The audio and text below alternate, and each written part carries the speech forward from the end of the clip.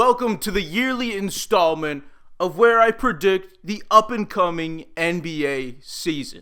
Now, last year I did decent. Who I have winning the MVP is going to be Luka Doncic. My finals will be the Nuggets versus the Bucks. And lastly, the thing above my head. Yes, it is crooked, but who is it in that picture? It's Michael Jordan. And if you saw that interview like I did, MJ is afraid to pick up a basketball. So really, it's an art piece. And it's totally just not because I can't get it to sit straight. Alright, we're going to be starting off with all the awards, ranking from probably least popular to most popular, the most being the MVP. Least, we're going to start off with Clutch Player of the Year, the newest award. Now, I got this between a couple of guys. First one being Kevin Durant of the Houston Rockets, Nikola Jokic of the Denver Nuggets, and finally, Luka Doncic of the Los Angeles Lakers. Now, who do I have winning it all? I'm giving the award to the man in LA, Luka Doncic. I think that with the whole offseason of getting used to LA and LA traffic, I mean, you can't really get used to that, but you can try your best. But adjusting to it and getting used to his new teammates around him, Luka is going to have a great year. Now let's move on to Coach of the Year. I have this between two guys. First guy being Ime Udoka of the Houston Rockets, and the second one being Jamal Mosley of the Orlando Magic. And I'm giving the award to Jamal Mosley of the Orlando Magic because you'll see later on where I predict where all the teams end up. I got the Magic finishing very, very high in the East. Now let's move on to Most Improved Player of the Year award. Now I got a bunch of guys here, and I'm just going to list them off. First of all, I got Mattis Buzelis of the Chicago Bulls, Shaedon Sharpe of the Portland Trail Blazers, Andrew Nembhard of the Indiana Pacers, Kevin Porter Jr. of the Milwaukee Bucks, and finally Jonathan Kuminga of the Golden State Warriors. Now, the couple of guys that really stand out to me on this list, I'm going to start off with Andrew Nembhard. Why does Nembhard stand out to me for winning this award for Most Improved Player? Well, it's pretty simple to you.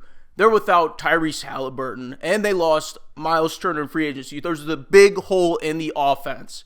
And who's going to fill that? And I think Nembhard is going to fill that. Now, what Nembhard needs to do, he needs to bring his playoff form to the regular season. The other guy that really stands out to me is Kevin Porter Jr. of the Milwaukee Bucks. After losing Damian Lillard, this team has a real point guard need. Now, it's going to be a fight between Kevin Porter Jr., who already has the starting role, Cole Anthony, and also Ryan Rawlings. And I think that Kevin Porter Jr. this year really turns it on for this Bucks team because he can do it on both ends of the court. Offense and defense, he can play make, he can shoot threes, and he can finish at the rim in a flashy way. And Kevin Porter Jr., I think he's going to take this award and become an NBA All-Star this season. All right, this frame is just doing my nut in. That's better. Let's move on to the Sixth Man of the Year award, an award given to the best bench player. And I got it between Peyton Pritchard, Cole Anthony, and of course, Naz Reid. Now, this award is pretty difficult to guess because who really honestly knows who's going to be really good off the bench? Like, there's the big names like Pritchard and Naz Reid and guys like that, but it's really hard to predict. So I'm going to give the award to the man who I think is really going to step up for the Boston Celtics in the injury absence of Tatum. They're going to need more scoring, and the scoring is going to come from Peyton Pritchard.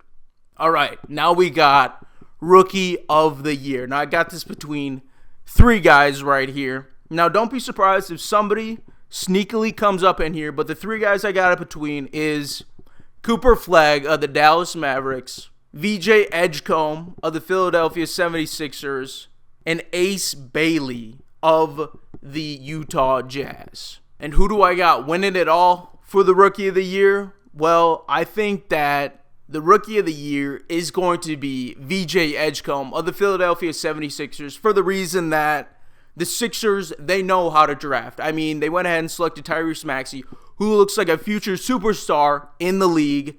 Last year went ahead and selected Jared McCain, who looked like he was going to win Rookie of the Year before he got hurt. And this year they have VJ Edgecombe, the number 3 overall pick in the draft.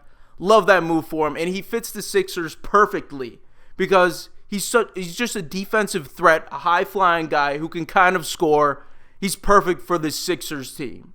All right, let's move on to our Defensive Player of the Year award. And I've got this between 3 guys. Number 1, Jaren Jackson Jr. of the Memphis Grizzlies. Number 2, the guy who won it last year, Evan Mobley of the Cleveland Cavaliers. And number 3, Victor Wembanyama, Wet Bananas of the San Antonio Spurs. And I'm also going to throw in a 4th guy in there who is going to shock a lot of people because he wants to win this award. He said it himself. It was one of his goals this offseason. And that man is OG Anunoby of the New York Knicks. Now, I think the one player who is going to win this award for this upcoming season, if he can stay healthy, I mean, he was going to win it last year if he stayed healthy, but then he got a blood clot, and then he was out for the year. That man is Victor Wembanyama. All right, let's move on to the biggest category, the MVP. Now, I got this between 4 guys. Actually, probably 5 guys. There's so many guys who could be the MVP. I'm going to name all 5 of them, but then I'll give you my winner. First off, I got it. Got to go with the reigning MVP, Shai Gilgeous-Alexander. For the past couple of years, the MVP winner has been a repeat of the previous season, and SGA has a real chance to win it again. Next off, I got Luka Doncic of the Los Angeles Lakers.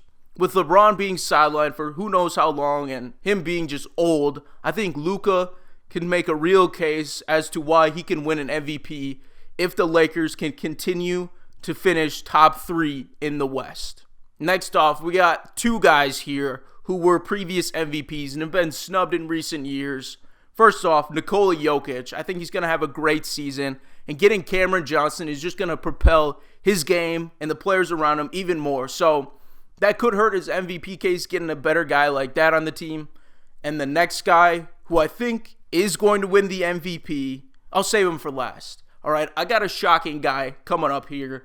Paolo Banchero of the Orlando Magic. I think he's going to finish top 3 in MVP voting because I think that this year is going to be the Magic's year. And lastly, the guy who I think is going to win the MVP, you might have seen it coming, but the man out of Greece, from Athens, Greece, the Greek freak, Giannis Antetokounmpo, is going to win your league's MVP. I think now, without Dame, that Giannis is going to have to do so much more for this Milwaukee Bucks team, and he's done it in the past. And I really expect Giannis to go out there and average damn near 35 a game. All right, with all the awards out of the way, let's move on to our NBA standing predictions, starting off with the East. Now I'm going to start from the bottom up, and at number 15, I got the Brooklyn Nets. Now, if you want an in-depth explanation of all the offseason moves, of what to look for these teams, go ahead and click the link in my description to my TikTok where I did a NBA team for every 30 days for a whole month leading up to the NBA season. I talked about them in depth. Also on TikTok, I'm going to be doing a series where I highlight specific games that I've watched, and I'll talk about the whole game. And I'll also mention what worked well for these teams and what isn't working well and what do they need to do in the future. And that'll be a fun little series. I'll make it funny. But yeah, so go to the description and follow my TikTok. I'm going to give a quick little highlight here about each team now. The Nets, really, I mean, what do you really expect from the Nets? They don't really have anybody, and I fully expect them to trade away Nick Claxton and Cam Thomas this season, nearing the trade deadline. All right, moving on, we got the 14th seed, once again, the Washington Wizards. I think that this year, I mean, it's really just about seeing if your young players can get better from the last season. So if Alex Sarr can get better, and can guys like Chris Middleton and guys like CJ McCollum mentor these young youth players? Now, I'm really excited to see what Trey Johnson can bring to the Wizards team. I mean, he's a great shooter, and I'm just excited to see what he can bring. All right, moving on, the 13th seed. I'm giving it to the Charlotte Hornets. The Hornets consistently finish in the bottom of the East, and I think that, did they get better this offseason? Yes, they got Colin Sexton, and then they got Mason Plumlee and whatnot, but I don't think they have enough to propel them into the play-in yet. I mean, the Hornets are so weird because they have good players. They have Brandon Miller, who's finally back from injury. They have LaMelo Ball, but they just can't figure it out, and I don't know what's going on there, but I have them as the 13th seed. Now is the 12th seed. Chicago fans, I'm sorry, but I'm putting the Bulls as the 12th seed. It's more of a rebuilding year. You know, you got rid of Levine, you lost DeRozan, and this year is more of a, can Matisse really be your franchise guy? You got to figure that out. But you also got to figure out guys like Noah Essengay, but also a guy like Josh Giddey. Can he lead this team? And I don't think that this year they're going to be that good, and I have them finishing as the 12th seed. All right, the 11th seed, the team that just misses off in the play-in, I got the Toronto Raptors. Now, I think that the Raptors are a real team to be in consideration near the trade deadline of, are they going to get rid of R.J. Barrett? And who wants R.J. Barrett? And I think a lot of teams are going to want a guy like that. And they got good pieces. They got Brandon Ingram. They got Scotty Barnes. And they got all these good guys. But I just don't think that they can figure it out yet. And I think that they're just mediocre, you know. So they're going to finish just shy of the play-in. Now, the first team that's going to be making the play-in is the 10th seed, is the Miami Heat. Now, lost Jimmy Butler last season to the Golden State Warriors, where you got Andrew Wiggins, Kyle Anderson, and some other guys. And Davion Mitchell, who I really want to highlight, who I highlighted in my preseason talk on TikTok. Make sure you watch that video. But the Heat, they made a really good move. You know, they're not very good, but they made a really good move, and that move was getting Norman Powell. I mean, a guy who was the second leading scorer for the Clippers last season, a guy who was in the top of the league in three-point shooting and makes too. And I think that was a great move for the Heat. Now, Tyler Hero is currently hurt, so it's going to be about a month until he makes his debut for the Heat. And the one thing that this team really needs is a point guard. And who's going to step up in that role? Is it going to be Tyler Hero? Is it going to be somebody else? Or is it going to be Davion Mitchell? And yeah, I really highlighted Davion Mitchell. I love that kid. He's got a lot of potential. And I think Heat in Miami is the home for Davion. But I have them finishing at the bottom of the plan as the 10th seed. Now moving on to the 9th seed, I got the Indiana Pacers. A year without Tyrese Halliburton. They lost Miles Turner. I think this team is going to struggle a lot with their identity, with their offensive identity, and figuring things out. But I think that they have the players to make that 9th seed. So I got them as the 9th seed. Moving on, the 8th seed, I got a team who did really well last year, surprised a lot of people, but I think they're going to take a little bit step back, and that is the Detroit Pistons. Cade Cunningham, who averaged about, I think, like 26 points per game last season, is going to be up there nearing 30 points per game. Now, are they going to be efficient points? Probably not. But there are going to be games where he looks really good. And I think Jalen Duren is going to make a huge leap this year. The one thing that I think that the Pistons are really going to be missing is Dennis Schroeder. They really need a bench point guard. Now without Jaden Ivey, he's hurt right now. And when he does come back, he's not really much of a playmaker. I think that this team really needs to go out there and trade for a guy who can playmake for their bench team for them to be more successful. And they don't have that guy right now, so I have them finishing as the 8th seed. Now moving on, the 7th seed, I got a surprising seed right here, the Atlanta Hawks. The Hawks this offseason got better. Got better in the ways of they traded for Kristaps Porzingis. I think that's going to be beautiful for Trae Young. And they also got Jalen Johnson back from health and Nickeil Alexander-Walker, a great guard. Now I think that Trae Young has a real chance of averaging over 12.5 assists per game with the guys around him. And especially this team last year, we saw it. You know, they really missed Jalen Johnson. And with him being healthy for this year, hopefully being healthy for this whole entire year, Jalen Johnson, who could be an all-star, could have been an all-star last year before he got hurt. I think the Hawks team are going to finish as the 7th seed in the East. All right, moving to the 6th seed in the East, I got the Philadelphia 76ers. Now, I don't know if Joel Embiid is going to be that crucial for this team's success. Sure, he was. In the past, he was. But I think that this team, the keys are now in Tyrese Maxey's hands and the young guys' hands. Guys like Adam Bonner, guys like Jared McCain, guys like VJ Edgecombe, guys like Tyrese Maxey, I think are going to have huge years. And honestly, I think Joel Embiid is a real trade candidate that teams should be looking after. And the Sixers, it's got to be tempting for them to explore trade offers for Embiid. All right, the 5th seed, I got the Boston Celtics. The Celtics are without Tatum for the upcoming season. He could return near the end of the season, or he could return in the playoffs. Whenever he does return, it's going to be a slow comeback kind of a guy. But I think that they have the firepower, they have the scoring, they have the defense. Not really, with losing Drew Holiday now. But I think that Jaylen Brown is going to have a crazy year. It's finally Jaylen Brown's team, as it was. And I think guys like Derek White and the 6th Man of the Year winner, Peyton Pritchard, are really going to step up for this squad. Now, I think the one thing that they are lacking is going to be paint defense. And I think that's going to be a huge, thing that other teams exploit. Teams like the Milwaukee Bucks exploit. Teams like the New York Knicks can really exploit. So in the playoffs, when that comes down to it, I think it's going to be a real problem. But for the regular season, I have them finishing as the 5th seed. Now, moving on to the 4th seed, I have the Milwaukee Bucks. Now, Bucks waived Damian Lillard, stretched out his contract for like 5 years, and with that move, they went ahead and was able to sign Miles Turner, the free agent, surprise signing of Miles Turner from the Indiana Pacers. And I think Miles Turner and Giannis work perfectly together because, the Bucks got rid of Brook Lopez. Brook Lopez was a great three-point shooter. He can also defend the paint, was a great shot blocker. But the one bad thing about Brook Lopez was he's slow and he's old. Now they get that perfect replacement in Miles Turner, who's younger and who's faster than him. So I think the Bucks have a real shot at finishing as the 4th seed.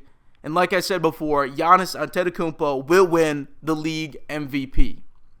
Now moving on to the 3rd seed, a surprising team. Last year the Cavs surprised a lot of people. And the Pistons surprised a lot of people. Now healthy, I think this year that the Orlando Magic are going to surprise a lot of people. And not only that, not only did they get healthy, they also got Desmond Bane, a great shooting guard, a great scorer, a great playmaker who's going to fit perfectly in Orlando. Love that move by the Orlando Magic. They did have to give up 4 first-round picks and Cole Anthony, a great bench guy. So you got to see who on the bench is going to step up. I think Tristan Da Silva is going to step up. And also their rookie, Jace Richardson, son of Jason Richardson. He's not as high-flying as his dad was, but he can really finish through contact at the rim. I love the Orlando Magic for this upcoming season. 2nd seed, I got the Cleveland Cavaliers. Had a great season last year under first-year head coach Kenny Atkinson. Had a real defensive identity, but this year I think that they regress a little bit in the regular season. Now, the playoffs is a whole different story there, but I got them finishing as the 2nd seed because, man, Donovan Mitchell. They got Evan Mobley.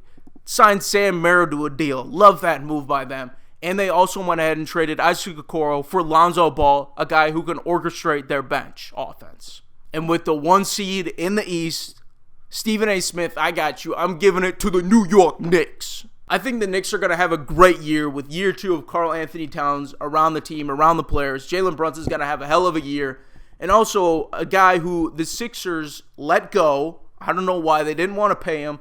But the Knicks went ahead and paid that man, Yaz Buzele. I think Yaz Buzele is going to have a great year for the Sixers team with Mitchell Robinson currently being hurt.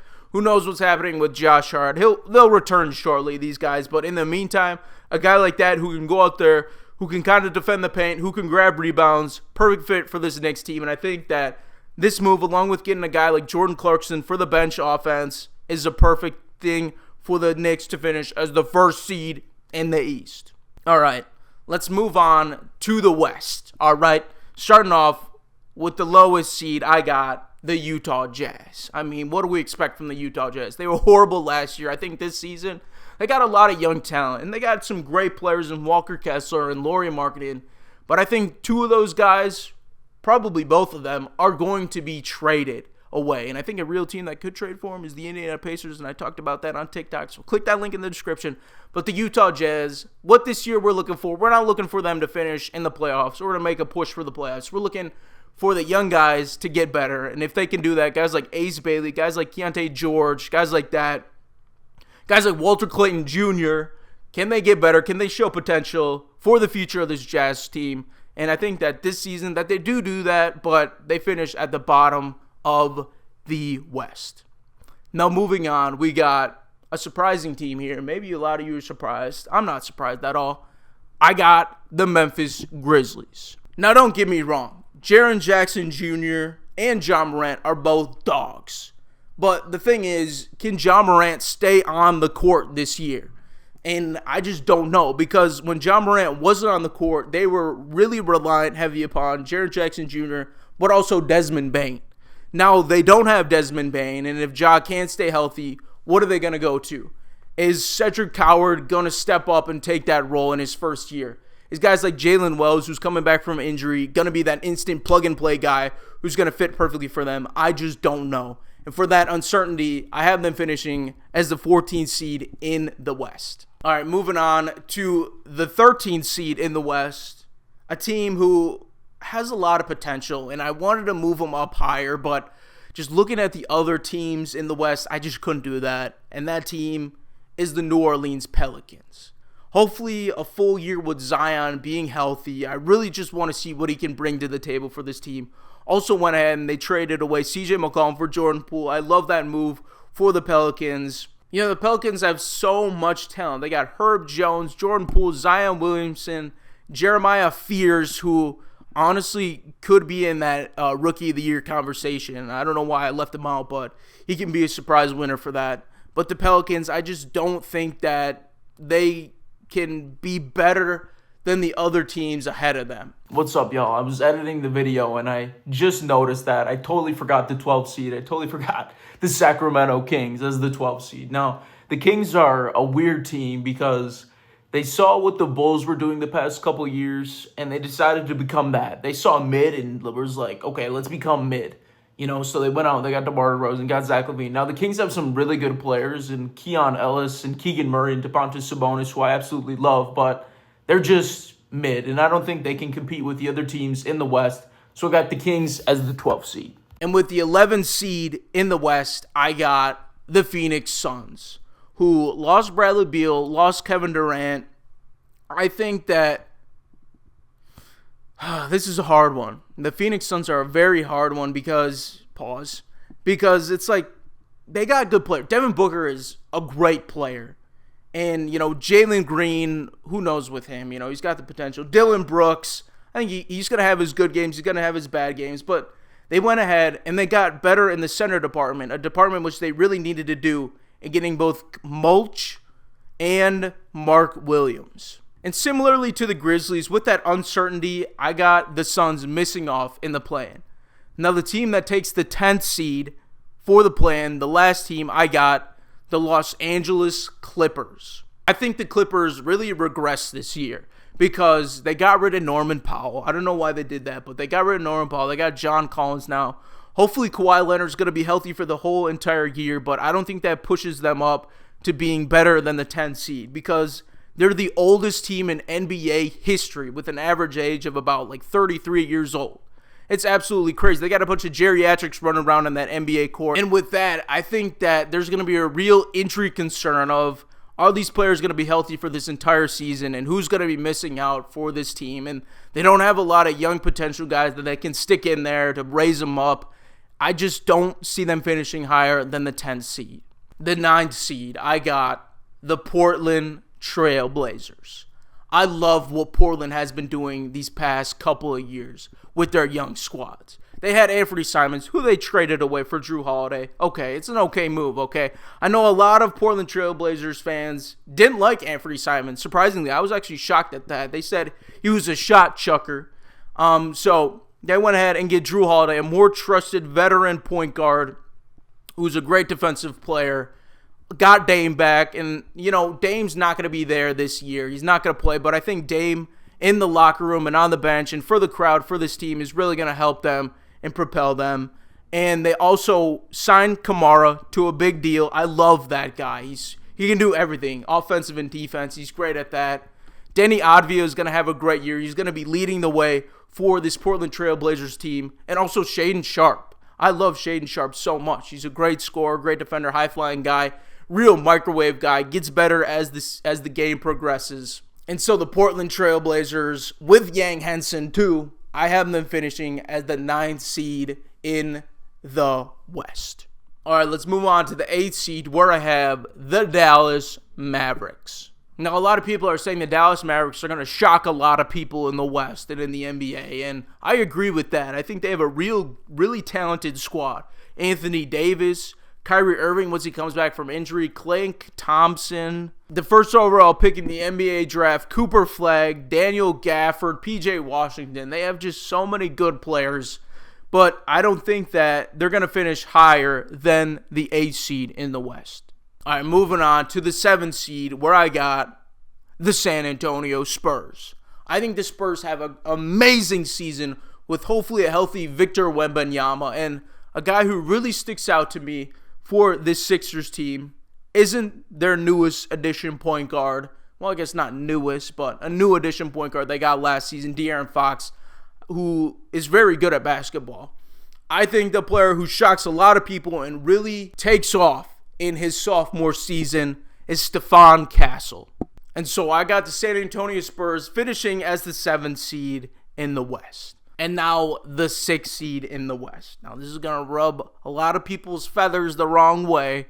Hey, they're making the playoffs regardless. I got the Los Angeles Lakers. I think that the Lakers this offseason definitely got better than what they were last season. They added guys like Marcus Smart. They added DeAndre Ayton, finally got a center. I mean, DeAndre Ayton's a great guy. He can score. He's great at the mid-range. He's great at grabbing rebounds. Paint defense is, not really there. They would want more in that. But Luka Doncic, I just think, has a hell of a year and propels this Lakers squad to the 6th seed. All right, moving on to the 5th seed, I got the Golden State Warriors. And the thing that stands out to me the most about the Golden State Warriors is the relationship and the basketball IQ shared between Steve Kerr and Jimmy Butler. Jimmy Butler is one of my favorite NBA players because of his basketball IQ and his awareness of what to do when. Let's say, for example, the Golden State Warriors are up by 5 points against a team like the Denver Nuggets and Denver too. What is Jimmy Butler going to do? And, let's say in the game that you start to feel momentum shift in Denver's way. They're starting knocking down shots, the Golden State Warriors, they go ahead and call timeout. They got an offensive possession. What is Jimmy going to do? He's going to go down there and he's going to get a foul drawn and he's going to take his sweet-ass time on the free throw line to kill that momentum. And just taking over at the free throw line is something Jimmy Butler has done throughout his career. And doing that alongside guys like Stephen Curry, doing alongside guys like Draymond Green, Buddy Hield as well. I think that this Golden State Warriors team is going to finish as the 5th seed. Honestly, they could even finish higher, but I got them as the 5th seed in the West. Now let's move on to the 4th seed, a team that was better than the 4th seed last year and got better than they did this offseason, but I still got them as the 4th seed, the Houston Rockets. Now, they went ahead and traded for the greatest scorer of all time, Kevin Durant, this offseason. I love that move. A great addition to this team. And what he fits this team perfectly is he doesn't need to come over there and take over the offense. No.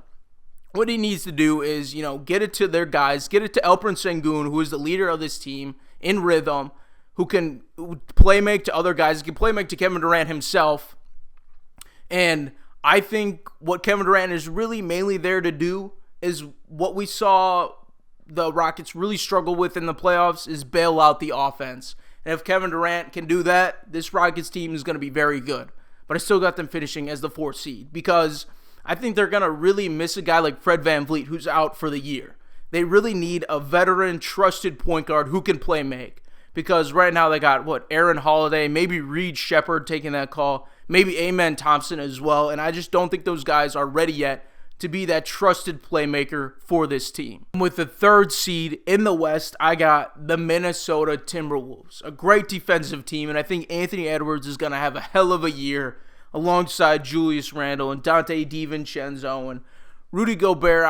I'm kind of curious as to what he does, if he regresses this point in his career as he gets older, or he can stay more consistent in, grabbing all these rebounds and being a great defensive guy. It's a big if right there for the Timberwolves, but if he can be pretty good for them, I think they can finish as the 3rd seed.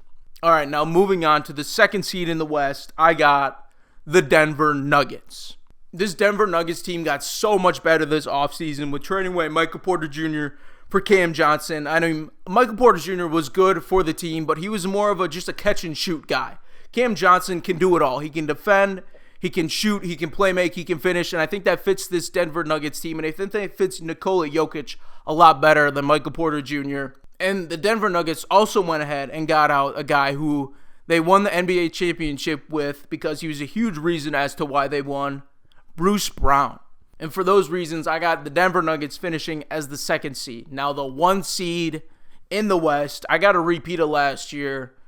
The NBA champs, the OKC Thunder.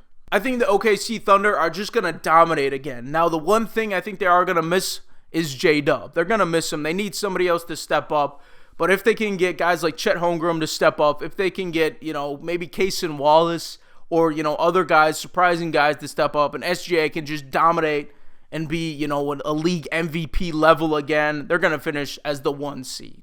Now, last year I talked about all the playoff matchups, but I'm going to expedite it to both the Eastern Conference and the Western Conference Finals. Let's start off with the Eastern Conference, where I got the Knicks versus the Orlando Magic. Now, I think this is going to be a great series, but I got the New York Knicks taking this series. They're just more experienced. They've been there before, but hey, if you're a Magic fan, hey, you made the Eastern Conference Finals, Hey, maybe next year you can make the finals. But I got the Knicks taking the Eastern Conference Finals and moving on to the NBA Finals. And for the West, I got the top 2 seeds battling it out. I got OKC versus the Denver Nuggets.